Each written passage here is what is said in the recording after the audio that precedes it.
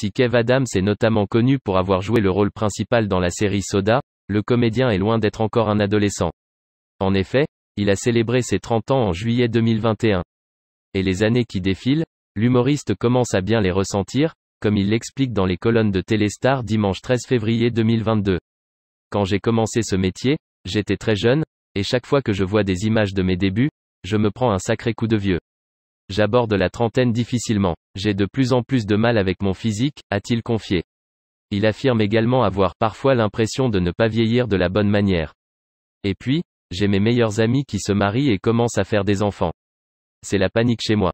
A-t-il poursuivi. Mais ces complexes ne datent malheureusement pas d'hier. Je pense qu'il faut toujours avoir un peu de self-esteem mais je me trouve beaucoup de défauts, assurait-il dans l'interview sans filtre de Télé Loisirs en 2019. L'ex d'Iris Mittenare, qui n'a pas hâte de vieillir, sera à l'affiche du film Maison de retraite, de Thomas Gilou, qui sort en salle le 23 février 2022.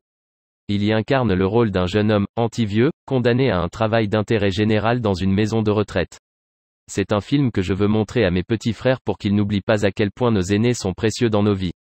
Je voulais mettre les personnes âgées à l'honneur et rendre hommage à mes grands-parents qui m'ont en partie élevé. A-t-il expliqué à Téléstar, où il évoque le dur quotidien des retraités dans les EHPAD notamment depuis le début de la crise sanitaire. Depuis le début de la pandémie, l'isolement des personnes âgées n'a jamais été aussi marquant.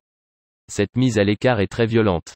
On préfère mettre le sujet de côté, sous le tapis, comme une chose honteuse, a-t-il confié. Un rôle qui lui tient donc particulièrement à cœur, et qui lui permettra peut-être d'accepter son propre vieillissement.